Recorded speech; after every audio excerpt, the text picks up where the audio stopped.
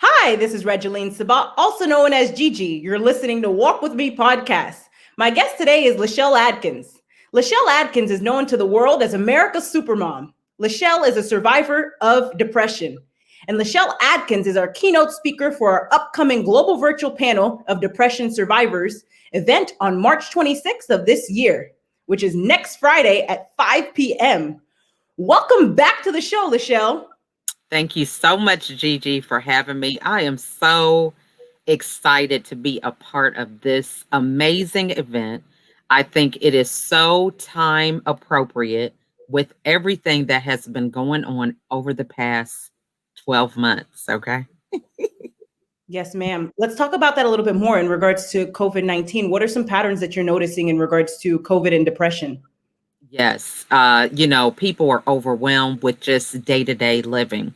Moms that are struggling with managing their work schedule as well as homeschooling and trying to maintain some kind of level of balance and just the feelings of overwhelm, having high expectations. I think one of the things that really resonates with me as well is just the disconnect of communication with the school system. I think that there should be more proactive plans in terms of communicating to the students, the parents, as well as the teachers.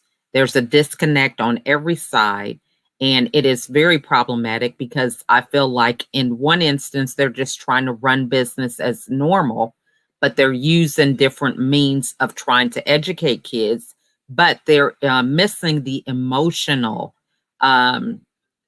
situation that the kids are going through. Many of them may have had family members that have lost their lives and they couldn't grieve them properly through a normal funeral, or they have live-in family members because other people lost their jobs. There's so many different issues that a lot of these families are plagued with. And just another thing is the economic downturn that could be going on in their houses.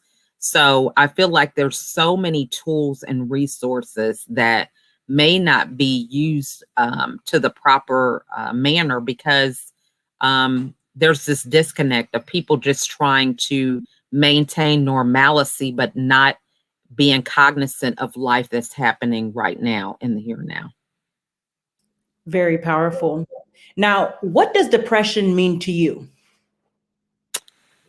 For me, it is, well, for my story, is not having my voice. So burying my voice, not speaking up for what I believed in, not feeling that I was enough, feeling like I was a failure. So all of these mindset beliefs just suppress me from really being able to express my emotions. It was masked with a lot of uh, busy productivity, I would say, always staying moving and not really having the time to um, really face some of the unfulfillment, dissatisfaction with how things were happening, or even ignoring the fact that I was not involved in any kind of self care, no cognizance of who I was and what I needed, but always pouring out to other people to replace what I was not doing for myself. I love it. Now, you will be going more in depth with your story during our event next Friday, but talk to us more about your life after overcoming depression. Right now, I just feel like I am a water hose. I have so much information, knowledge. I am passionate about mental wellness. Since I have been able to overcome my own depression, not only am I a lifestyle designer underneath the coaching industry to help other women, but I'm an author, a speaker, I'm a podcast host. I'm in comic books, any platform that I could have a conversation about mental wellness or give people tips on how they can embrace their unique voice. I think a lot of times we try to pattern ourselves after quote unquote successful people, but their method may not be our method.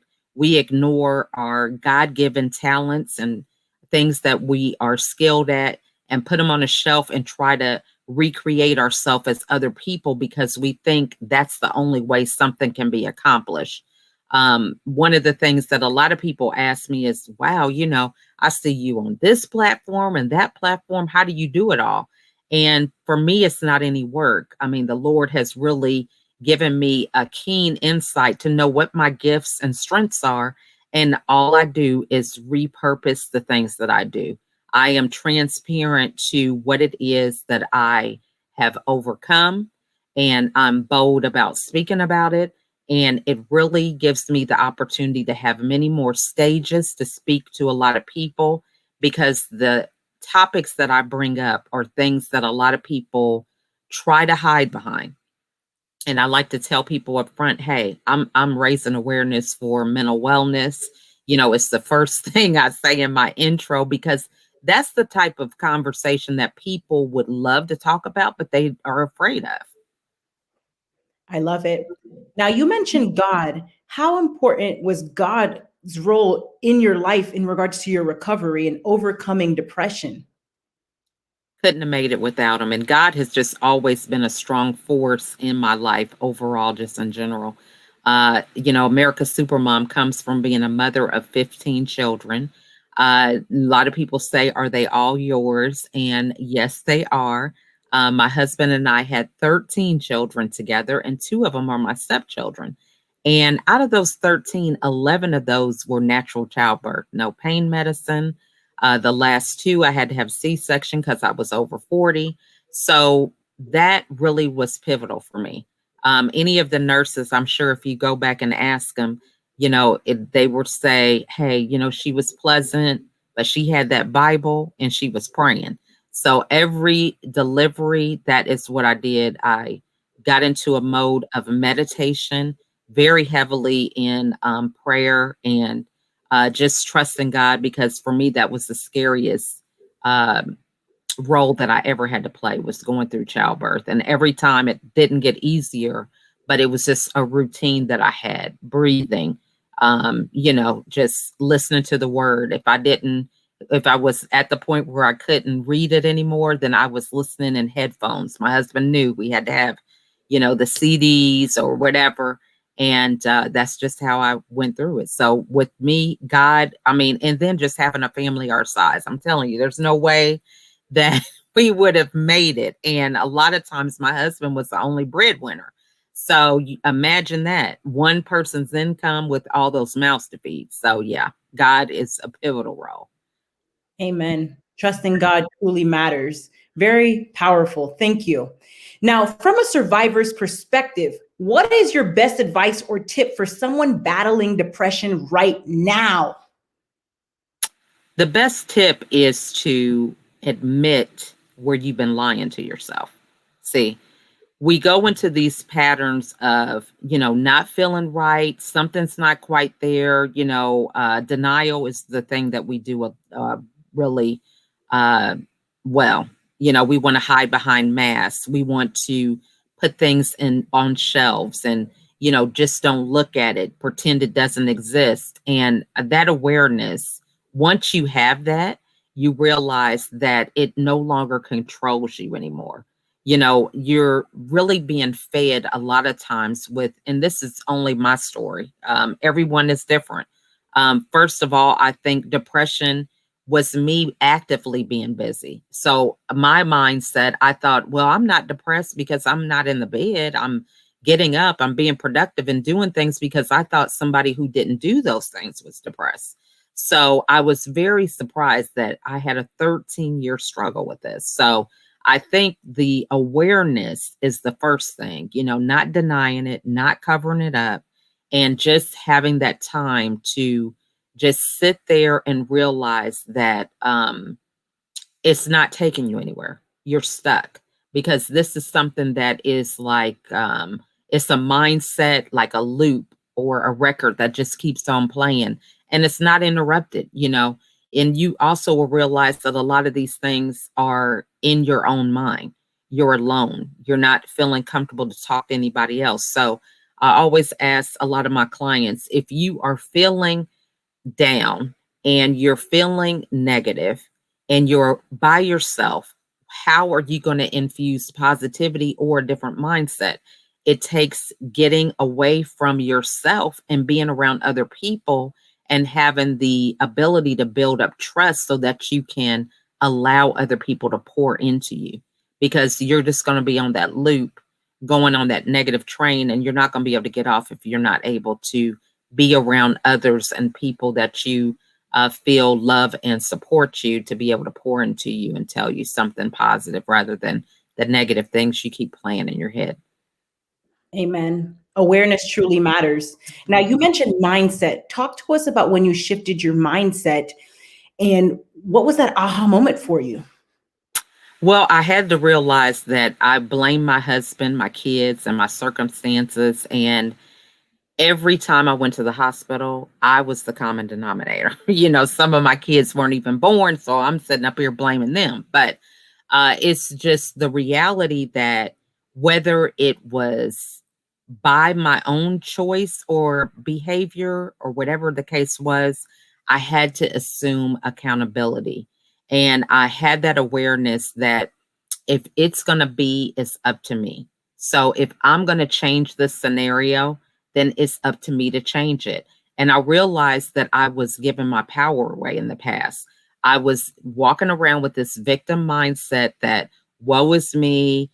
I've got kids. Nobody understands. I was in the hospital 2 times, now 3 times. And, nobody wants to hear that. That is not the person that I remember being as a child. I was raised always as a high achiever, made good grades, and I felt very proud of my accomplishments. However, this new version of me, I didn't recognize them, and I just didn't want that story. I just felt it didn't serve me. It wasn't reflective of who I remember being. And so that awareness led me to the fact of taking accountability and saying, okay, no matter how bad this is, what are you going to do today that's going to get you back to where you want to be?